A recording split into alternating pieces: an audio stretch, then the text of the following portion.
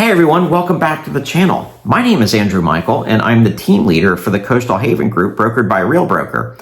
Now, my wife Lindsay and I moved to St. Johns County from Fort Lauderdale back in 2014, and there are a few things I wish I had known before making that move. So in this video, I'm going to tell you the 5 things I wish I had known before moving from Fort Lauderdale, Florida to St. Johns County.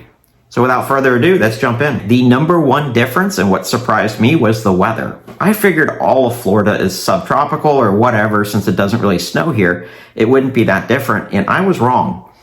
There is a big temperature difference between St. Johns County and Broward County, Florida.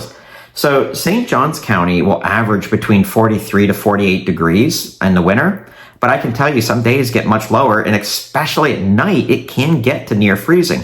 Now, it has not snowed in St. Johns County in decades, so I wouldn't like a real snow in decades, so I wouldn't anticipate that happening. But it is definitely a huge temperature difference between Fort Lauderdale and St. Johns County in the wintertime. Now, in the summertime, they're both hot, so I wouldn't argue there's much of a difference there. But in the wintertime, you are going to need a coat. In fact, when I lived in Broward County for years, the only jackets or sweaters or anything like that I really had was the ones issued to me by the Marine Corps or the Sheriff's Department that I worked for, because we just didn't need them. I mean, they issued them to me, so I took them. And I had them, but yeah, by and large, you really didn't need them down there, so I really didn't own any unless I was going to travel or something. But here in St. Johns County, you're going to need jackets and you're going to need sweaters. So I would anticipate that before you move. Now, if you're coming from Wisconsin or something, you're probably laughing at me because it doesn't really snow here. But that is one of the things I wish I had known, is the weather difference and that it does get cold. Number 2, public transportation. Fort Lauderdale didn't have like Manhattan by any stretch, but they did have public buses. They do have some things there for public transportation. They had a really good water taxi back then. Now, I haven't been down there much since I moved here in 2014, but they had a great water taxi down there. It was a lot of fun. In St. Johns County, I don't really see any way around owning a vehicle. If you move here, the idea that you're going to live in a big city and walk to work and walk to your the grocery store and such, I really don't see how that would be a possibility. So if you're going to move here, I would assume that you're going to have your own form of transportation. Now, kind of a difference is a lot of the master plan communities like Nocatee, Palencia, depending on where you live, you may be able to take a golf cart to the amenities or to the grocery store, drop your kids off at school, stuff like that. But it's still not public transportation. So I would assume that if you're moving here, you're going to have a vehicle. Okay, so I'm curious, when do you think the last hurricane was to hit St. Johns County? And I mean like the eye wall coming over, making landfall in this general region, Jacksonville, St. Augustine, that area. When do you think it was? Throw a comment down below. I'll wait for a second. All right, well, I'll give you a hint. It wasn't anything recent. In 1964, Hurricane Dora made landfall here, and that was the last hurricane to make direct landfall. Now, have we had the effects of hurricanes? Yes, absolutely. We've had flooding, we've had all kinds of other things, but we've never had a direct hit from a hurricane since 1964. And now, that being said, I'm not saying it won't happen again. In fact, I'm sure at some point it will. But one of the two differences between Southeast Florida and Northeast Florida is hurricanes.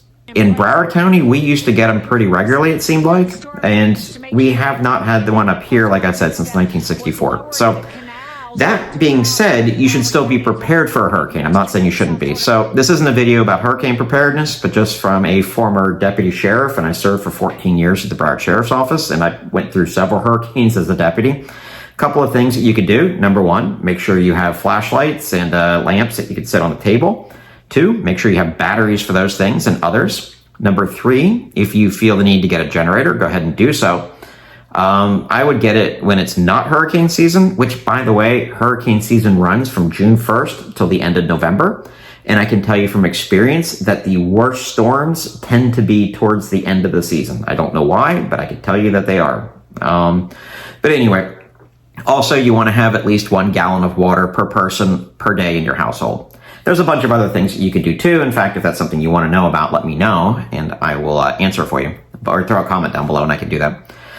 But anyway, so yeah, hurricane preparedness is a real thing, but it's not as much as in Broward County. Some things that you could do though, when you're moving here, number one, make sure that the home that you buy, you can check to see if it's in a flood zone. Now, homes do flood that are in flood zones X as an X-ray or XS, which those are the least likely to flood in this area. They still can flood. But when you're looking at homes, you can make sure that the home that you're looking for is in an area that's less likely to flood.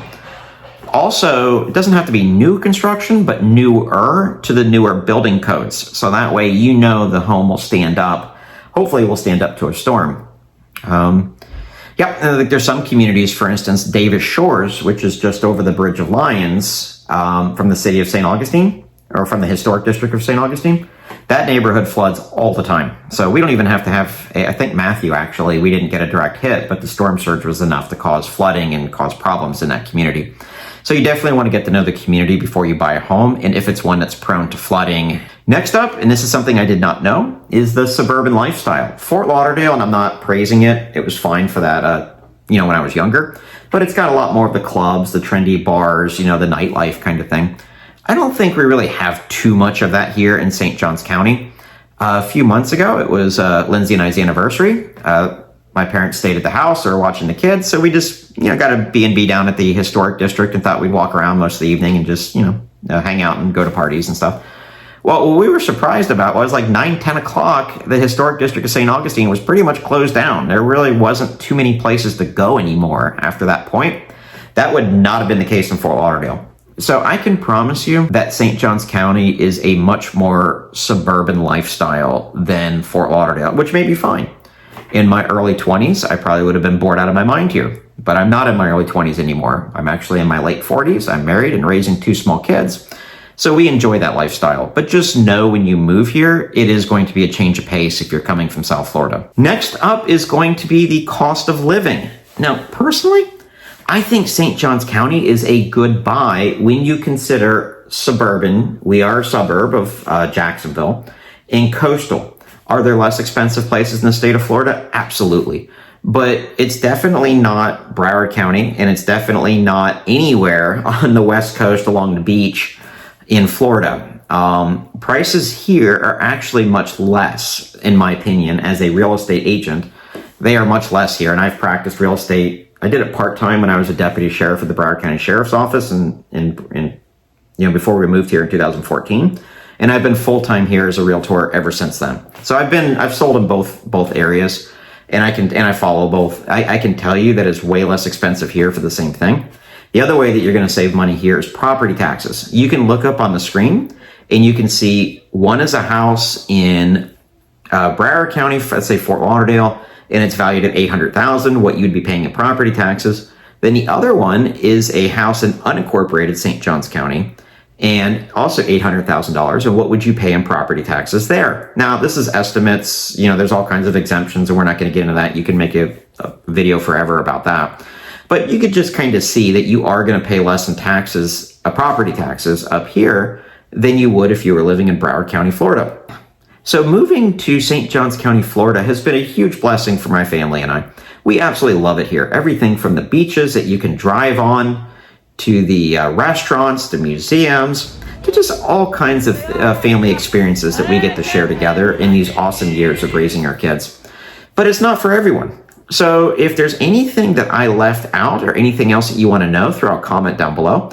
Also, we have this relocation guide that we've spent a lot of time putting together, and we feel is pretty thorough. We give everything from an overview of different neighborhoods. We discuss homeowners insurance.